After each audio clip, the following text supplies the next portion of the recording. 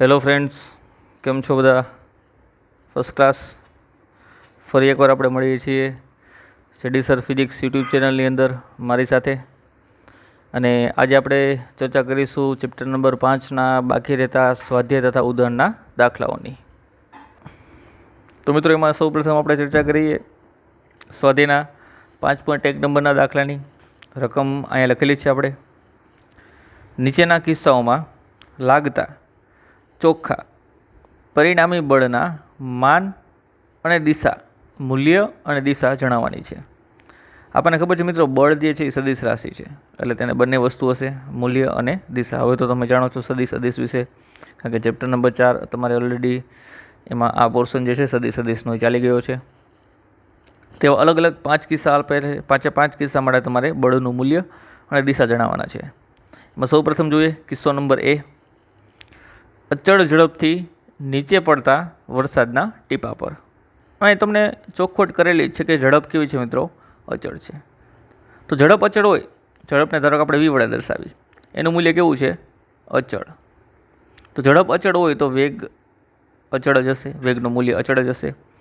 એના માટે કોઈ પણ જાતનો પ્રવેગ ઉદ્ભવશે નહીં. પ્રવેગ કેવો થશે? શૂન્ય. જો પ્રવેગ શૂન્ય તો મિત્રો આપણને ખબર છે બળ પણ કેવું રહેશે? શૂન્ય. તો આ બળનું મૂલ્ય કેવું થશે? શૂન્ય. દિશાનો તો પછી કોઈ સવાલ જ નથી આવતો, કારણ કે બળ એ જ શૂન્ય થઈ ગયું, તેનું મૂલ્ય શૂન્ય થઈ ગયું છે. અને શૂન્ય મૂલ્ય ધરાવતા સદિશને કોઈ પણ પ્રકારની દિશા હોતી નથી. ત્યારબાદ કિસ્સો નંબર B. પાણી પર તરતા 10 ગ્રામ દળના બૂચ પર. વિચારી લ્યો મિત્રો, આ છે પાણીની સપાટી અને એમાં આપણે કોઈ બૂચનો વિચાર કરીએ. આ છે મિત્રો એક બૂચ. ધારો કે એના વજનના લીધે, એના દળના લીધે થોડુંક અંદર ડૂબેલું છે અને થોડુંક બહાર રહેલું છે. તો એના દળને અનુરૂપ આપણને ખબર છે ત્યાં સુધી તેના ઉપર કયું બળ લાગતું હશે? mg. ક્યાં? નીચેની, એટલે કે અધો દિશામાં. ત્યારબાદ મિત્રો, આ જે છે એ કોઈ ઘન પદાર્થ નથી, પ્રવાહી હોવાથી તે પદાર્થ ઉપર ઉર્ધ્વ દિશામાં ઉત્પ્લાવક બળ લાગે, જેને આપણે બાયોન્સી ફોર્સ કહીએ છીએ, FB. જે તમારે જે સ્ટડી કરવાનો બાકી છે તેની વિગતવાર ચર્ચા આપણે પાર્ટ 2ની અંદર કરવાની છે, તરલના મિકેનિક્સની અંદર. પણ અત્યારે ખાલી આપણે એવું જાણી રાખશું કે જેમ આપણે કોઈ પદાર્થને જમીન ઉપર મૂકી છીએ ત્યારે mg નીચેની દિશામાં લાગે છે, ત્યારે લંબબળ ઉપરની દિશામાં લાગે છે. એવી જ રીતે અહીંયા લંબબળની જગ્યાએ કયું બળ લાગે છે? FB, એટલે કે ઉત્પ્લાવક બળ. તો બૂચ અત્યારે સ્થિર સ્થિતિમાં છે, એકે બાજુ પરિણામી વેગથી ગતિ કરી રહ્યું નથી, એટલે કે અહીંયા FB ઇઝ ઇક્વલ ટુ શું છે? mg છે. એટલે કે તેના પર લાગતું નેટ ફોર્સ, કુલ બળ નેટ ફોર્સ એ કેટલું થશે?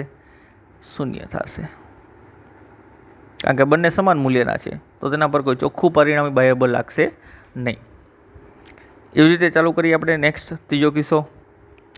આકાશમાં યુક્તિપૂર્વક સ્થિર રાખેલા પતંગ પર. ધારો કે મિત્રો, આ છે આપણી પાસે કોઈ પતંગ,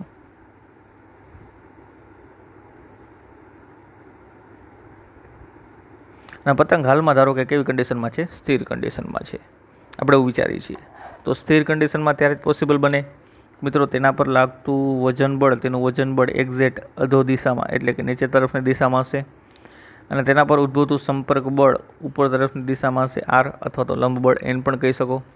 જો આ બંને સમાન મૂલ્યના હોય તો જ આ પતંગ જે છે એ કેવી રહેશે? સ્થિર રહેશે. હવા દ્વારા કોઈ પણ બળ લાગતું નથી. કેમ? તો કે આપણે પતંગને કેવી રાખવાની છે? સ્થિર રાખવાની છે. તો મિત્રો, અહીંયા પણ તમે એવું લખી શકશો કે R બરાબર શું છે? mg. જો R બરાબર mg હોય તો તેના પર લાગતું નેટ ફોર્સ, ચોખ્ખું બળ કેવું રહેશે? શૂન્ય. બળ શૂન્ય, પછી દિશાને કોઈ આપણે ચર્ચા કરવાની રહેતી નથી. ત્યારબાદ મિત્રો વાંચીએ ચોથો કિસ્સો. ખરબચડા રસ્તા પર 30 કિલોમીટર પ્રતિ અવરના અચળ વેગથી ગતિ કરતી કાર. આ તો પહેલો કિસ્સો થઈ ગયો. જો મિત્રો વેગ અચળ, તો પછી પ્રવેગ શૂન્ય. પ્રવેગ શૂન્ય તો પછી ન્યૂટનના બીજા નિયમ અનુસાર F બરાબર ma અનુસાર એ શૂન્ય, તો બળ પણ કેવું થશે? શૂન્ય થશે. એટલે આ કિસ્સામાં પણ કોઈ નેટ બળ, ચોખ્ખું પરિણામી બાહ્ય બળ લાગતું નથી. ત્યારબાદ ચર્ચા કરીએ મિત્રો લાસ્ટ કિસ્સો. સમજજો ખાસ, આ થોડુંક સમજવા જેવો છે. બધા દ્રવ્ય પદાર્થોથી દૂર અને વિદ્યુત અને ચુંબકીય ક્ષેત્રોથી દૂર અવકાશમાં ગતિ કરતા ખૂબ ઝડપી ઇલેક્ટ્રોન ઉપર. આજુબાજુ એકેય દ્રવ્ય નથી રાખેલું, કોઈ પણ દ્રવ્ય ન હોય, કોઈ પણ દળ ન હોય તો ગુરુત્વાકર્ષણ બળ લાગશે નહીં. ત્યારબાદ વિદ્યુત ક્ષેત્ર પણ નથી, ચુંબકીય ક્ષેત્ર પણ નથી, એટલે તેના દ્વારા પણ ઇલેક્ટ્રોન ઉપર બળ લાગશે નહીં. તો એક પણ પ્રકારનું બળ લાગતું જ નથી, એટલે ચોખ્ખું જ કીધેલું છે તમને, કાંઈ એફ નેટ કેવું રહેશે? શૂન્ય રહેશે. એટલે ચોખ્ખું પરિણામી બાહ્ય બળ કેવું થશે? શૂન્ય. કારણ કે એને બળ લગાડવા માટે કોઈ બીજું કોઈ દ્રવ્ય છે અથવા તો ક્ષેત્ર છે એ જવાબદાર છે નહીં. ક્લિયર મિત્રો? તો આથી ચર્ચા સ્વાધ્યાય નંબર 5 ટેકની. ત્યારબાદ આગળ વધીએ. એક MCQ છે મિત્રો, સ્વાધ્યાયના દાખલા સ્વરૂપે આપેલો છે.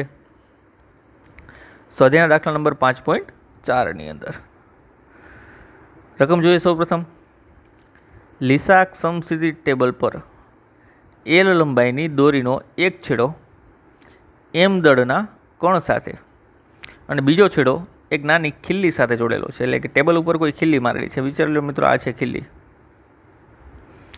એની સાથે કોઈ એક દોરી છે, આ છે દોરી. દોરીનો એક છેડો ખિલ્લી સાથે અને બીજો છેડો કોઈ M દળના કણ સાથે જોડેલો છે. જો કણ v જેટલી ઝડપથી વર્તુળમય ગતિ કરે, ધારો કે આ કણ જે છે કેવી ગતિ કરે છે મિત્રો? વર્તુળમય ગતિ. કેવી ગતિ કરે છે? વર્તુળમય ગતિ કરે છે. આ છે તેની વર્તુળાકાર ગતિ. જો કણ v ઝડપથી, કેટલી ઝડપથી? v જેટલી ઝડપથી વર્તુળમય ગતિ કરે તો કણ પર ચોખ્ખું પરિણામી બાહ્ય બળ કેન્દ્ર તરફની દિશામાં કેટલું હશે તે નીચેનામાંથી પસંદ કરો. તો આના ઉપર આ કેન્દ્ર થઈ ગયું, કેન્દ્ર એટલે કે O. તો M દળના પદાર્થ પર કેન્દ્ર તરફની દિશામાં બળ કેટલું લાગશે એ તમારે જણાવવાનું છે. તો મિત્રો, જ્યારે તમે આ એક સિમ્પલ કિસ્સો થઈ ગયો કે જ્યારે આપણે નાનપણમાં લંગરિયાથી કેમ આપણે પથ્થરને ફેરવતા, તો એવી જ રીતે આપણા હાથમાં કોઈક દોરી પકડેલી છે, બીજો છેડો પથ્થર સાથે બાંધેલો છે અને આપણે એને ગોળ ગોળ ઉર્ધ્વ દિશામાં ફેરવીએ છીએ. તો એવા કિસ્સામાં આપણે વિચારીએ તો દોરી જે છે એ ખેંચાણ અનુભવશે. શું અનુભવશે મિત્રો? ખેંચાણ. ખેંચાણ કઈ રીતે અનુભવશે? તો કે કેન્દ્ર તરફ. કારણ કે પદાર્થ જે છે મિત્રો, પદાર્થ કઈ બાજુ જવાની ટ્રાય કરતો હોય? અંદરના સમતલથી બહાર જવાની ટ્રાય કરતો હોય. એટલા માટે તણાવ બળ ઉદ્ભવશે. તણાવ બળ ક્યાં ઉદ્ભવશે? કેન્દ્ર તરફ. કારણ કે આ પદાર્થ છે એ દોરીથી છટકવા માગતો હોય, આ વર્તુળાકાર ગતિ માર્ગથી છટકવા માગતો હોય, તેની વિરુદ્ધ દિશામાં શું ઉદ્ભવે છે? તણાવ બળ ઉદ્ભવે છે. કારણ કે દોરી આ બાજુ ખેંચાશે, જમણી બાજુ, તો તણાવ બળ ક્યાં ઉદ્ભવશે? કેન્દ્ર તરફ ઉદ્ભવશે. અને આ તણાવ બળ એ કેન્દ્રગામી બળ તરીકે કામ કરશે. ક્લિયર? તો અહીંયા આના સિવાય કોઈ વધારાનું કેન્દ્રગામી બળ ઉદ્ભવશે નહીં. એટલા માટે આ તણાવ બળ તે અહીંયા કેન્દ્રગામી બળ તરીકે કામ કરશે. તો એ લખીએ આપણે અહીંયા તણાવ બળ એ જ કેન્દ્રગામી બળ તરીકે કામ કરશે. એટલે T એ જ બનશે તમારું mv²/r. આરની જગ્યાએ દોરીની લંબાઈ ધારો કે L છે તો તમે ત્રિજ્યા તરીકે શું લઈ શકો? L લઈ શકો. તો અહીંયા માત્ર કાં તો T હશે કાં તો mv²/L હશે. તો જોઈએ ઓપ્શન T. યસ, આ ન આવે, આ ન આવે, આ પણ આવશે નહીં. ક્લિયર? તો આવા કિસ્સાની અંદર ખાસ યાદ રાખવાનું મિત્રો, તણાવ બળ એ જ શું બનશે? તમારું કેન્દ્રગામી બળ બનશે. ચલો ત્યારબાદ વાત કરીએ આગળ બાકીના સ્વાધ્યાયના દાખલા પર. સ્વાધ્યાયનો 5.9 નંબરનો દાખલો એકદમ સરસ મજાનો છે મિત્રો, ઇન્ટરેસ્ટિંગ છે, MCQ ટાઈપ છે. ઉંચકાયા વગર 20,000 કિલોગ્રામ દળનું દળ ધરાવતા એક રોકેટને, તો પહેલાં આપેલ ડેટા લખી નાખીએ. તમને અહીંયા દળ આપેલું છે મિત્રો, કેટલું આપેલું છે દળ? અહીં દળ તમને આપેલું છે 20,000 કિલોગ્રામ. દળ આપેલું છે 20,000 કિલોગ્રામ. દળ ધરાવતા એક રોકેટને વિસ્ફોટ કરાવતા તે ઉર્ધ્વ દિશામાં 5 મીટર પ્રતિ સેકન્ડ સ્ક્વેરના પ્રારંભિક પ્રવેગથી ગતિ કરે છે. એટલે એ જ રોકેટનો પ્રવેગ કેટલો છે? 5 મીટર પ્રતિ સેકન્ડ સ્ક્વેરના પ્રારંભિક પ્રવેગથી ગતિ કરે છે. તો વિસ્ફોટ પર લાગતો પ્રારંભિક ધક્કો, ધક્કો એટલે મિત્રો એક પ્રકારનો બળ જ છે, પણ એને આપણે થ્રસ્ટ કહેતા હોય, THRUST. તો આપણે થ્રસ્ટ આપણે શોધવાનું છે, બળ શોધવાનું છે, ધક્કો શોધવાનો છે. તો એના માટે હું એક અહીંયા ટેમ્પરરી નાનકડા એવા રોકેટની રચના કરું છું.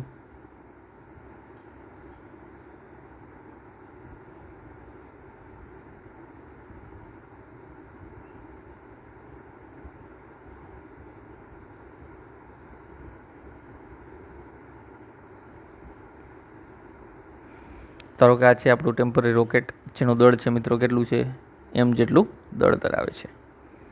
તો સૌપ્રથમ આપણને ખબર છે ત્યાં સુધી આના ઉપર વજન બળ ક્યાં લાગે છે, નીચેની તરફ. કેટલું લાગે છે મિત્રો, mg જેટલું. ક્લિયર. ત્યારબાદ પ્રારંભિક ધક્કો થ્રસ્ટ જે છે એ કઈ બાજુ લાગે, ઉપરની તરફ. કારણ કે નીચે તમે આ જે ધુમાડો છે, ધુમાડો નીચેની તરફ ફેંકે તો રોકેટ કઈ બાજુ ગતિ કરે, ઉપર તરફ ગતિ કરે. અને કેટલા પ્રવેગથી ગતિ કરે છે, એ જેટલા પ્રવેગથી ગતિ કરે છે. તો બસ આ ત્રણ વસ્તુનો જ આપણે અહીં ઉપયોગ કરવાનો છે. ઇન શોર્ટ આપણે એવું વિચારવાનું છે કે આ રોકેટ ઉપર ટોટલ 2 બળ લાગે છે. એક ઉપર થ્રસ્ટ એટલે કે ધક્કો, નીચેની તરફ mg. અહીં આપણને દેખી રીતે એટલું તો ખબર પડે જ તે કે રોકેટ ઉપર ગતિ કરતું હોય તો એનો મિનિંગ એવો થયો કે આ થ્રસ્ટ જે એટલે કે ધક્કો જે છે એ mg કરતાં વધારે મૂલ્યનો હશે.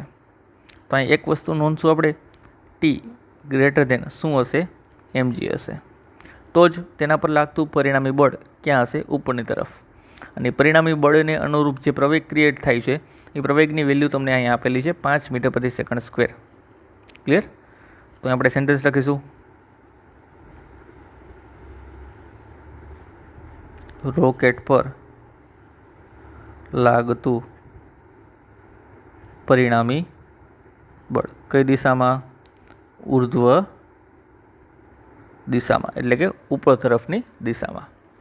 જેને ધારો કે હું f વડે દર્શાવું તો પરિણામી બળ f ઇઝ ઇક્વલ ટુ ઉપરની દિશામાં બળ ત્યારે જ લાગે જ્યારે ટીનું મૂલ્ય વધારે હશે કોના કરતાં, mg કરતાં. તો આપણે ટીમાંથી mg બાદ કરી એટલું બળ તેના તરફ ઉપરની દિશામાં લાગતું હશે. જે f બરાબર ન્યૂટનના બીજા નિયમ અનુસાર ma લખી શકશો. પરિણામી બળ ma is equal to t minus mg. મિત્રો અહીં તમારે થ્રસ્ટ t શોધવાનો છે, ધક્કો શોધવાનો છે t, તો એને કરતા બનાવો. માઇનસ mg આ બાજુ આવશે એટલે પ્લસ થઈ જશે, એટલે ma હતું પ્લસ mg. આમાંથી m કોમન કાઢીએ તો અહીંયા વધશે a પ્લસ g. કિંમત મૂકી દો મિત્રો. દળની કિંમત છે 20,000 કિલોગ્રામ, પ્રવેગની કિંમત છે 5 અને જીની કિંમત છે મિત્રો વત્તા જીની કિંમત છે 9.8. 9.8 વત્તા 5 એટલે થશે 14.8. આ બંનેનો ગુણાકાર કરતાં તમારી પાસે જવાબ આવે છે મિત્રો 29.6 ગુણ્યા 10⁴ ન્યૂટન. જેને લગભગ તમે 1 પોઈન્ટ આ બાજુ ખસેડો અને 30 લખી નાખો તો 3 ગુણ્યા 10⁵ ન્યૂટન થશે. તો આટલો ધક્કો તેના તરફ લાગે છે. કઈ દિશામાં લાગે છે મિત્રો, ઉર્ધ્વ દિશામાં. જેના દ્વારા મળતો પ્રવેગ જે છે એ કેટલો રહેશે, 5 મીટર પ્રતિ સેકન્ડ સ્ક્વેર જેટલો રહેશે. ચલો ત્યારબાદ ચર્ચા કરીએ. થોડોક થિયરી બેઝ છે પણ કોન્સેપ્ટ આધારિત છે. દાખલો સ્વાધ્યાયનો 5.12 નંબરનો દાખલો. એક ઓરડાની છત પરથી 2 મીટર લાંબી દોરી વડે 0.1 કિલોગ્રામ દળના લટકાવેલા એક ગોળાને દોલિત કરવામાં આવે છે. મિત્રો આ છત છે, તેની સાથે 2 મીટરની લાંબી દોરી છે અને દોરીના એક છેડે 0.1 કિલોગ્રામ દળનો પદાર્થ લટકાવેલો છે. અને આપણે આને આ જગ્યાએથી છોડીને મૂકી દઈએ છીએ. તો ખબર છે આપણને આ બાજુ આથી આમ શું કરશે, દોલનો કરશે. શું કરશે મિત્રો, દોલનો કરશે. દોલનો કરે એમાં મેક્સિમમ જમણી બાજુ આ જગ્યા સુધી જઈ શકે છે. ડાબી બાજુ આપણે વિચારવા જઈએ તો ડાબી બાજુ આ જગ્યા સુધી આવી શકે છે.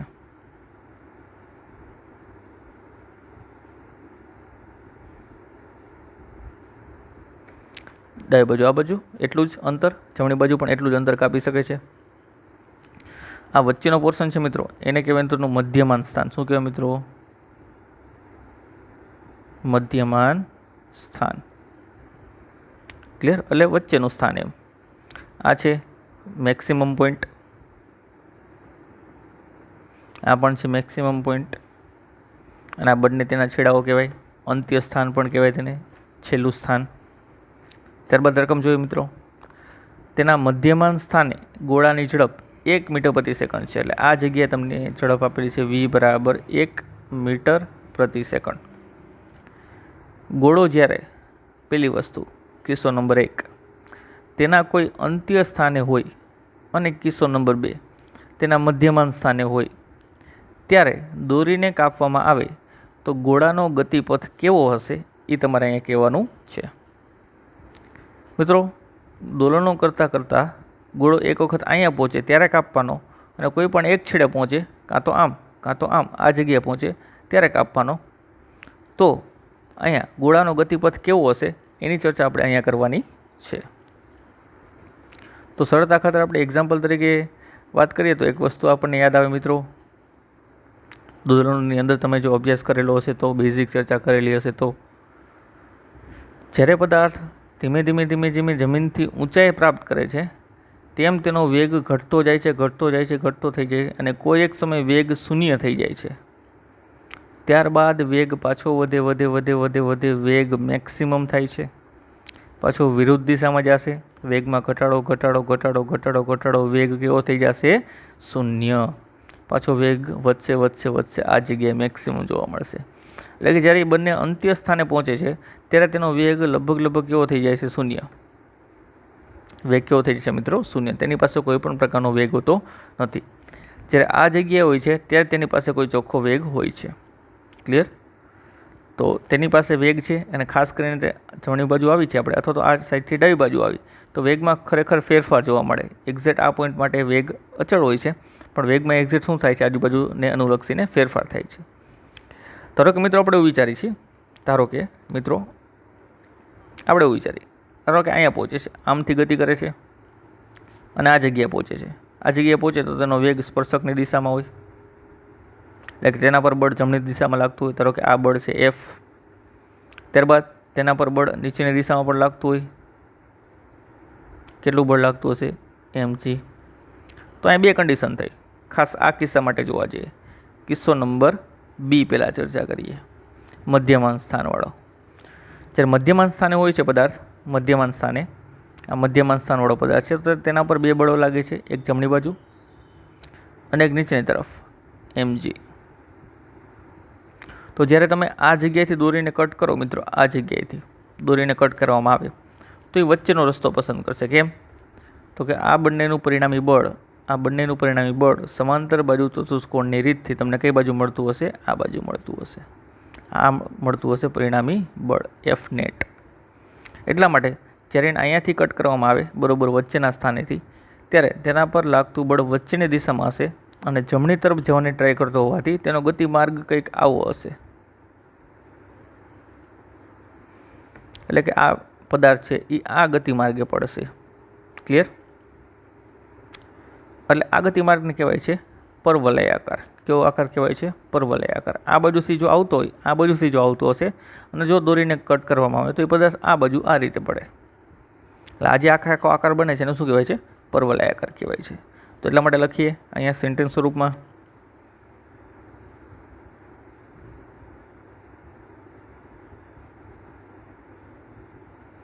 મધ્યમાન સ્થાને દોરીને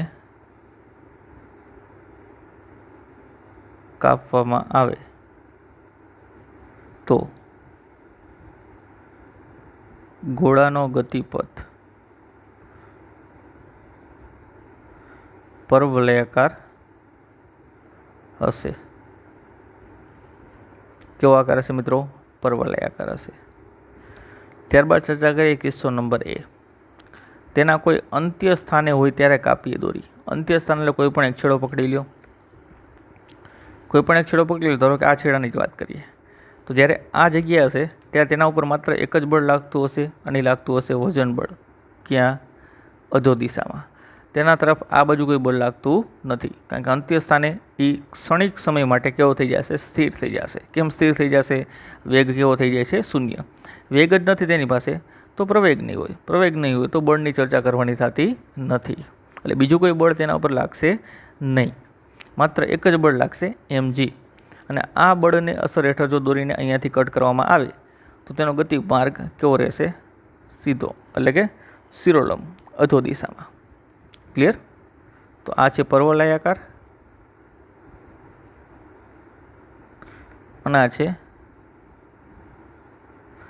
અધો દિશામાં સુરેખ ગતિ. ક્લિયર? તો લખીએ એના માટે પણ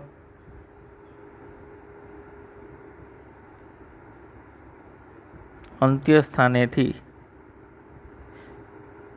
દોરીને કાપવામાં આવે તો ઘોડાનો ગતિપથ અધો દિશામાં સુરેખ માર્ગ રહેશે. કેવી દિશામાં? અધો દિશામાં. અને કેવા માર્ગે ગતિ કરશે? સુરેખ માર્ગે ગતિ કરશે. ક્લિયર મિત્રો? તો આથી ચર્ચા સ્વાધ્યાયના 5.12 નંબરના દાખલાની. ત્યારબાદ હજી અમુક દાખલાઓની ચર્ચા કરવી છે આપણે, પણ એ ચર્ચા આપણે કરીશું હવે નેક્સ્ટ લેક્ચરમાં. અત્યારે આ 4 દાખલા પૂરતું આપણે સીમિત રાખીએ. તો મળીએ મિત્રો બાકીના દાખલા સાથે નેક્સ્ટ લેક્ચરની અંદર. ક્લિયર?